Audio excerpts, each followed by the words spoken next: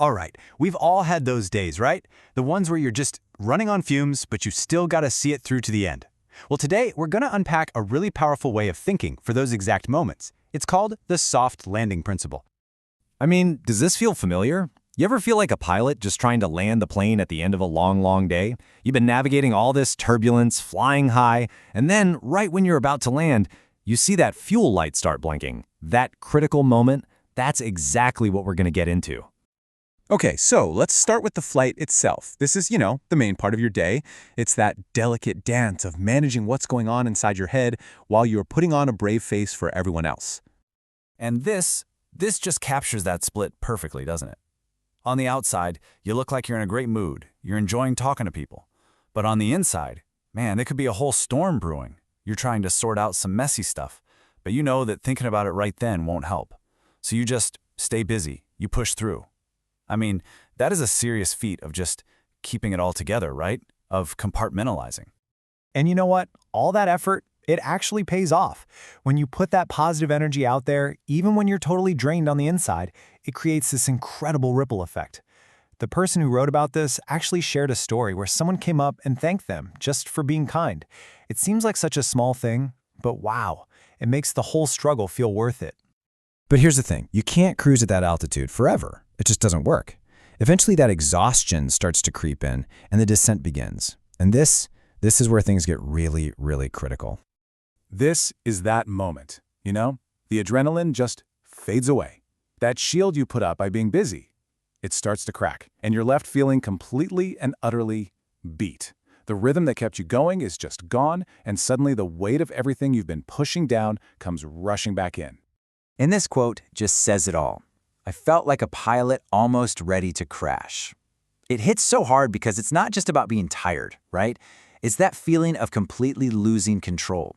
Like all the systems are failing and you're just plummeting. It's that breaking point where you feel like giving up is the only thing left to do. But you don't crash. Instead, you shift your focus. It stops being about trying to survive the whole flight. Now, it's just about one thing: landing the plane. And this is what brings us right to the heart of the soft landing principle. So here it is, the soft landing principle. When you're that close to crashing, you just do what you can to make a safe, controlled, and imperfect landing to get through the moment. The key word there really is imperfect. It's not about a smooth, graceful landing, it's about a safe one.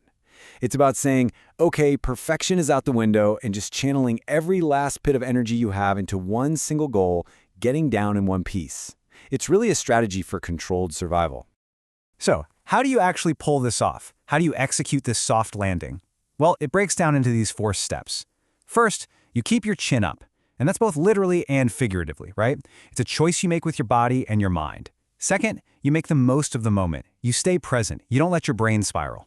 Third, you just muscle through what's left. This is about pure grit for that final push. And last, you do what you can while you can.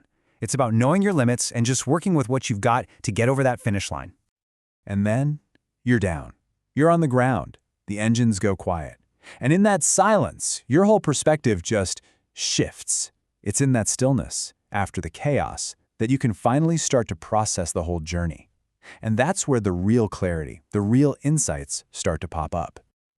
Man, I love this quote. Clarity is often just courage wearing a cleaner pair of shoes. Think about that for a second. It completely reframes clarity. It's not something you just magically find. It's something you earn by being brave. It kind of suggests that a lot of the time, we're not actually confused. We're just afraid to look at the mess that's right in front of us.